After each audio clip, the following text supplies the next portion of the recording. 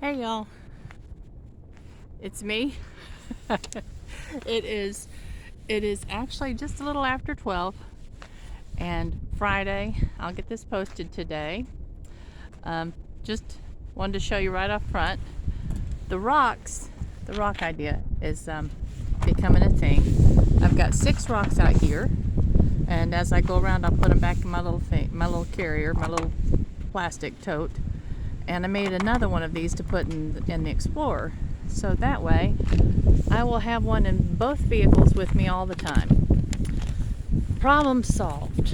Now, like I said, you just have to help me remember to stop and fix them and put them in the little bowl. All right. Don't know if I'm going to be able to walk with my glasses on today. Nope, I'm going to take them off. There we go. All right, I think I'm going to go the other direction. Let's go the other direction. Let me see if I can walk more smoothly too. I didn't go to finishing school, so I've kind of got a little bounciness to my walk. Need to walk smoothly till I get my new phone, and hopefully it will have a gyro chip in it so that it will just be a smoother video. All right, and today when I get finished I'll try my best to remember to turn the camera or the phone all the way off. The other day I hit the button, but my buttons are a little bit stiff and I didn't push it hard enough to get the phone turned completely off. So some of you actually got to ride all the way home with me in my loud truck. When I got home, Aaron, and I realized what was going on, some of you had commented, Aaron fixed that for me, so that was good. That added, I think, like an extra 7 or 8 minutes to the video. But it is cold out here today, girls and guys. The thermometer said 36 when I left the house. And that's kind of, it just doesn't look that cold, does it? This beautiful, beautiful sunshine and sky. What makes it a little bit really chilly today is the fact that it is so breezy. And look, I've got on a wonderful pair of gloves. Thank you, Connie. That was such a sweet gesture. She had seen that I was struggling to take my gloves off so that I could do something on my screen last time. So she sent these to me, and they've got the little special tips so that you don't have to take your gloves off to use your fingers on your phone. So that's good. I gotta tell y'all, I made a mistake with my seed germination. Some of y'all probably saw that coming, but I didn't. It just didn't register with me how often I was going to have to keep everything watered. I thought 2 or 3 times a day keep those napkins moist would work, but with them setting directly on those heat mats, they dried out within just a couple hours. So the seed that I was trying to germinate, they failed, and that was my fault. So look at the day, y'all. What a beautiful day this is. Just chilly. So I have to start those over, and I'm going to just set my little trays up on cooling racks. And sometimes that's what I do even when I'm starting seed in soil, if I feel like they're just getting a little bit too warm on those heat mats. So that will be time having to be repeated. I don't like doing that. I don't like having to redo something that I've already done. But that's just life, right? We all get to mop things up again.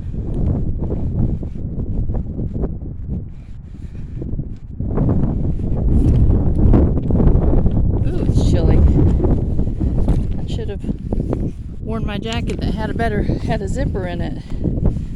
But I've got on my cuddle duds, or my long handles, whatever you want to call them. Just can't keep this hat on. Sorry. Alright. Let me pull these straps a little tighter. Alright. Now, walking around here looking at, I was about to stop, forget my rock. Let me fix my rock.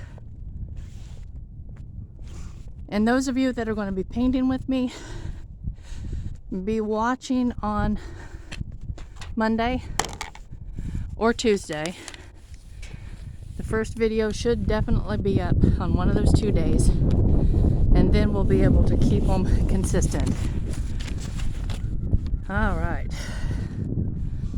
Now, we've discussed these vines several times, and the consensus seems to be that it's some kind of a clematis. Different people have different idea of what type of clematis it is. And I think we're just going to wait until springtime when they bloom. And you can see where they're coming up from back there. I think that's where they're coming up. But anyway, when they bloom, I'm going to have Chelsea put an app. She has an app on her phone that she can hold her phone up to whatever she's trying to identify, and it will tell her what it is. It's linked into some kind of maybe a national database with all the different types of plants and foliage and everything in the area, or in the entire United States. But that's a nice feature to have on my phone. So I'm going to have her show me which one it is she uses, and just go ahead and download that app, because I'm certain that as we're walking that we're going to find other things we want to identify. So it'd be good just to have that little feature on there. All right. Yesterday, Chelsea and I went to Waynesville, had a few errands to run, and I took my father-in-law's naval uniforms to the dry cleaner. This past week, when we were doing the big closet clean outs and move arounds, we opened an old lane trunk that I knew it had my mother-in-law's wedding dress and my father-in-law's naval uniforms in there, because we had looked at them in years past when she had pulled them out, but it hadn't been opened in just a very long time. But when we pulled them out, I was just disheartened to see how mildewed the uniforms were. And the only thing we can figure is that this little lane chest had sat in front of a window in a part of the house that wasn't always heated. There wasn't a need for it. No one lived back there. So I'm guessing that it was just condensation from that window that just maybe kept it a little humid. And but anyway, I took it to the dry cleaner, and I'm hoping that they're going to be able to do something with it. They seem to think that they could take care of it for me. I hope. Hold on a minute. I'm trying to find my tissue. I'm sorry, girls and guys. I don't want to snipple, so hold on a minute. All right.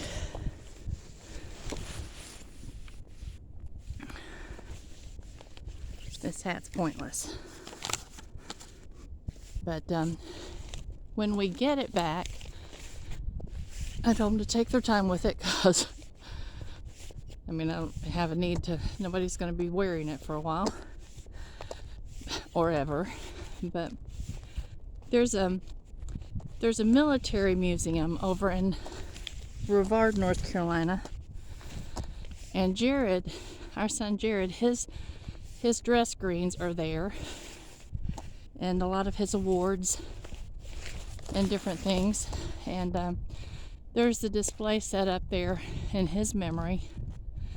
That's also a suicide awareness table to help people just, pick up information on the suicides from military service. So I'm going to contact them and see if they might be interested in displaying my father-in-law's uniforms. They have rooms designated for all of the different wars since at least I would say World War I, with the uniforms, with just paraphernalia, just different bits of history from those different wars. So if they have a place where they can display those two uniforms, I would love that, and not have to put them back in storage. So that's the goal with that. I've got to contact them this week. Oh, and some of y'all have been asking about Aaron. I didn't do the rock. I know I didn't. So remind me next time around, do 2 rocks. Okay. Some of y'all have been asking about Aaron, if he's okay. And Aaron is good. Aaron needed to take some time off. Just different things with his divorce was just weighing heavily on his mind. Just some things he needed to think through and work through. And any of y'all that have been through something like that, I'm sure you understand it even better than I do. But he took some time off, got his thoughts together, and he went back on yesterday. Yesterday he posted his first video. So if you haven't seen that yet, be sure and check it out. And I think that he and Aiden have lots of plans, not only with the Best Mountain Farm, but also with their Adventure Channel. And so they'll be off and running now. Should be videos coming up probably most every day. And so be sure and check that out.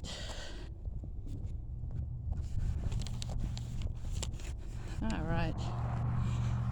Someone had asked if this was a family cemetery, and no, it is a community cemetery. This is the Upper Crabtree community, and there's 3 churches that actually combine and take care of paying for the upkeep on this cemetery. And anyone in the community can be buried here. There's no charge. As you can see, it's kind of steep, but there's still a lot of empty space available for new graves.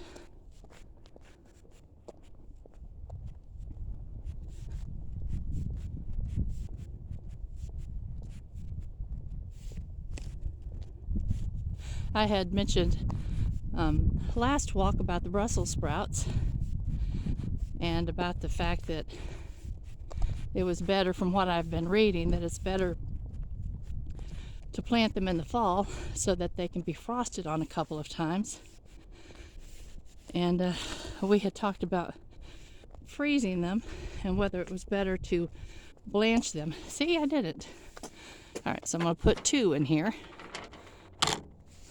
That leaves me 3 if I make 3 more rounds.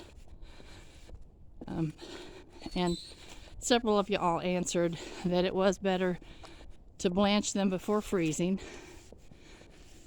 And some of you even suggested for about 3 minutes. So I'm thinking that that probably means putting those Brussels in boiling water, maybe a little salt in it, and then pulling them out, putting them on towels or something and let them dry just a bit.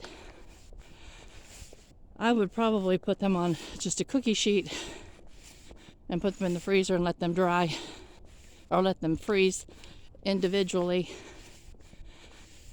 and then put them in the baggies or the little suction bags, whatever you use. That way they shouldn't maybe stick together quite so badly.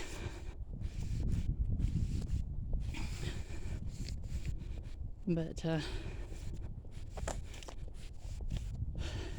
I think I will try Brussels sprouts again this year. I don't know if it's, just a difficult plant to grow. I had a lot of success when we were still living over in Canton. Last year my garden wasn't really successful, but partly that was my fault. Partly that was apparently just a weird year for a lot of people. So I'm going to try them this year.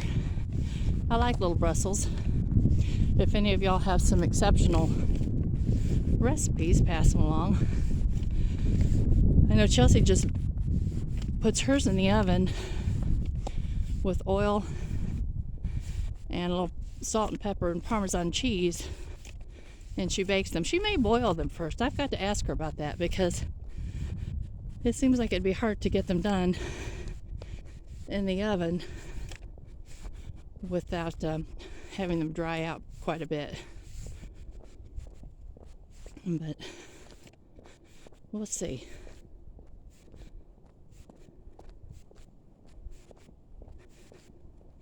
Have any of you all made any decisions about what to subtract from your life and what to add to your life?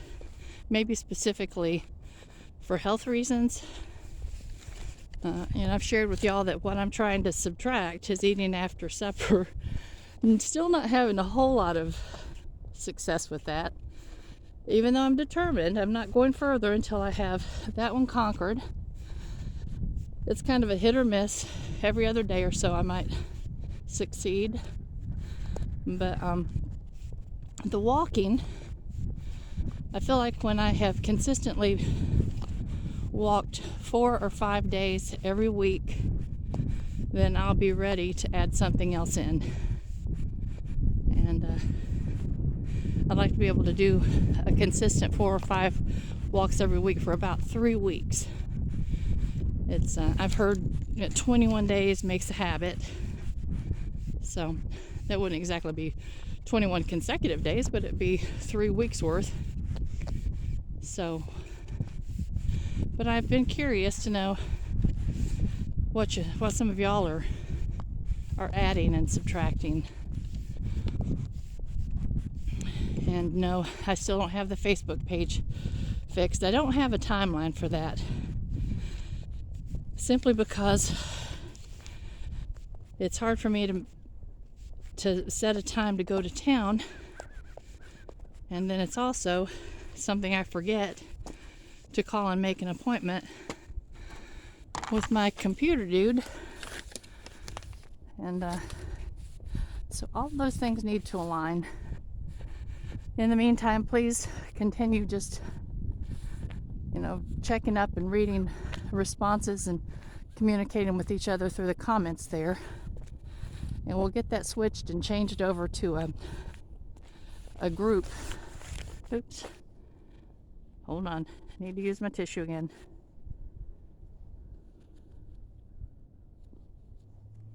But to a group thing. One of these days, hopefully, we'll have all of our I's dotted and our T's crossed. And then we won't have anything holding us back, girls and guys. We can communicate more easily and just stay on top of this thing. Someone had asked me to talk about my geese because they have a friend whose 12-year-old daughter is interested in getting geese. Okay. First of all, let me mention that I wouldn't necessarily be the best person to ask because I've only had them for about a year and a half. And actually, I've had Ryan for about a year and a half. And then the other babies I got last year in May.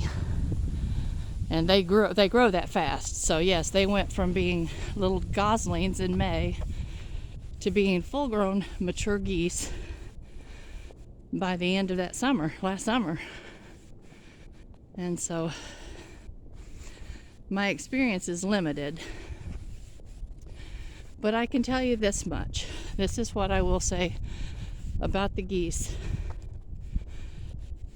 I wouldn't start out with as many as I have started out with. And that was a mistake. What happened, for some of you that are not familiar with my Ryan story, we found him at the top of our mountain going across into Canton. And he was in the middle of the road. Well, I got out. I thought he belongs to somebody. He has to belong to somebody. So I got out and I scooted him back out in the middle of the road into the pasture. And when we came back across, he was there again. Did the same thing. I was just afraid he was going to get ran over. So the next morning, I had told Chelsea about this goose. Next morning, Chelsea called me. She's on her way to work. And she said, Mom, this goose is still in the road. And she says, I'm actually sitting here petting him. So he's really tame. And she said, would you come and get him? So I thought, well, if whoever he belongs to has not gotten him by now, apparently no one's really looking for him because he's very easy to find in the middle of the road. So I went up and I got him. I brought him down. And I went to Presnell's, our little local produce stand. And I told them, I said, if anybody comes in looking for a goose, and we had looked up and by then we knew that he was an African goose, I said, would you please tell them that we have him and to give me a call. So we kept checking with them and nobody was looking. And at the top of our mountain, there are houses, but they're not like close down to the road. And tissue time, sorry. We'll do one more. So, we finally realized that he had been taken up there and abandoned. And it just broke my heart for him because he was just so sweet. So sweet. And I do use that word was for a reason.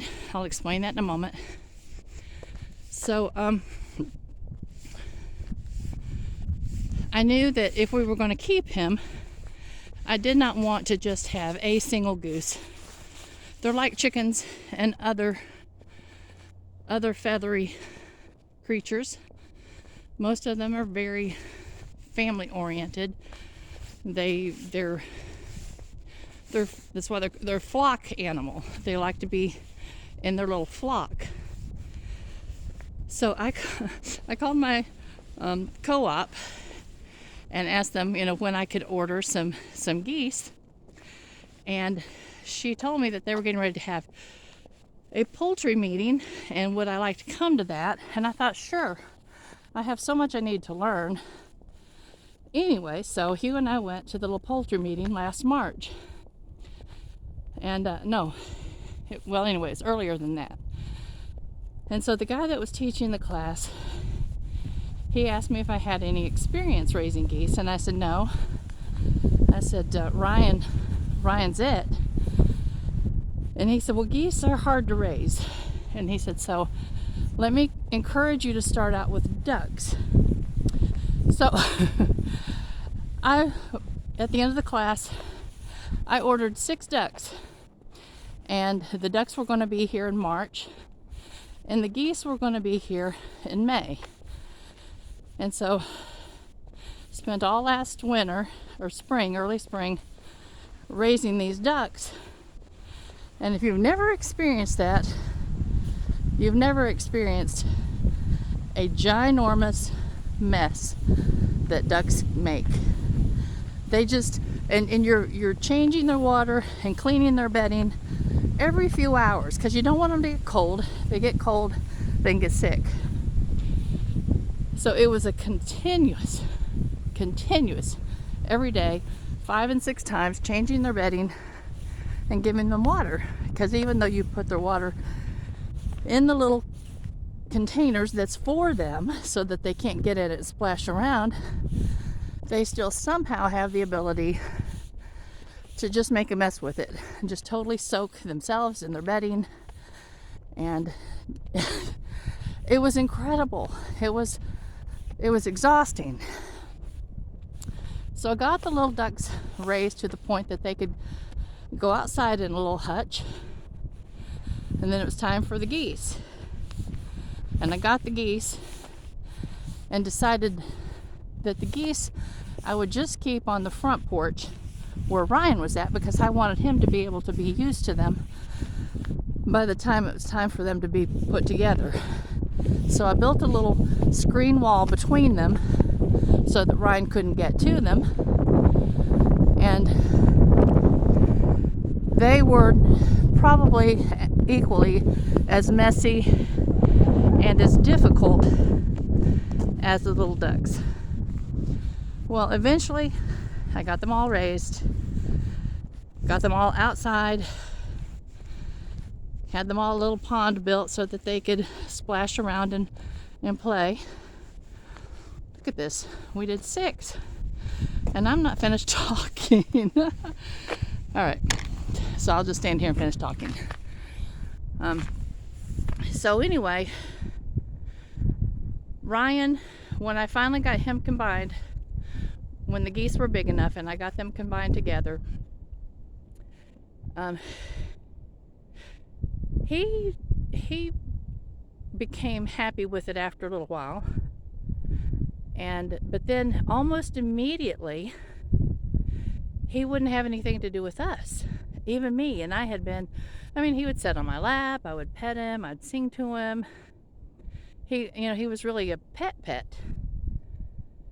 And even now, he will stay at the very back of the flock.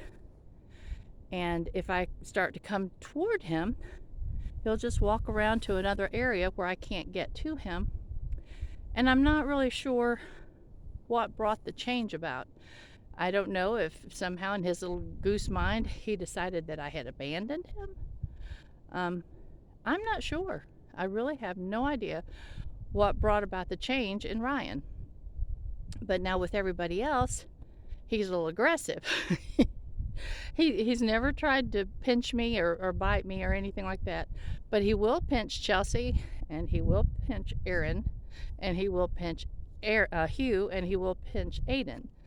So we're in the process of fixing our yard so that the geese cannot come into the yard and therefore be aggressive with visitors coming. So a very long story to make a suggestion about the 12-year-old getting the geese. She really needs to talk to someone that has had geese longer than I have. She really needs to find out if there's ways to train them that will keep them, a bit more mild and calm. And she really needs to decide if she wants to put this much effort into them, because they are their job and they're hard to contain. I try to keep them in their goose lot at night just so I don't have to worry about animals getting to them. But they're finding ways out. Almost every morning now, in the past month, there's 4 geese out. So I don't know if they're actually flying out or if they found a way underneath their fence. But when we get the permanent goose fence built, I'm going to extend it on further up, and I'm also going to pin the bottom down with rock or something, just to keep it very firm so that I don't have to worry about animals from the outside going in and getting to them during the night. If I had to make this decision now, I mean, I'll keep my geese. I love them. I think they're funny. Nobody else likes them but me, but I think they're just extraordinarily funny. And I sing to them, and there's a couple of them that will let me pet them.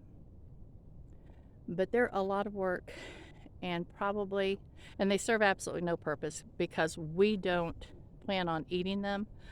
They've started laying eggs, and the eggs are like 3 times the size of a chicken egg. So if you like goose eggs, then maybe that would be a reason to have them.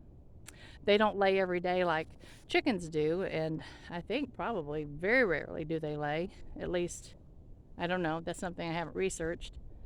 But I probably wouldn't get geese if I knew as much about them, if I had known as much about them then as I do now, and I still don't know enough about them. So that's my little bit on the geese, and they're there. And apparently geese live to be somewhere from 25 to 30 years old. So somebody in my family needs to learn to love these geese because they're inheriting them. And the geese are, they're just there from now on. So I don't know, girls and guys.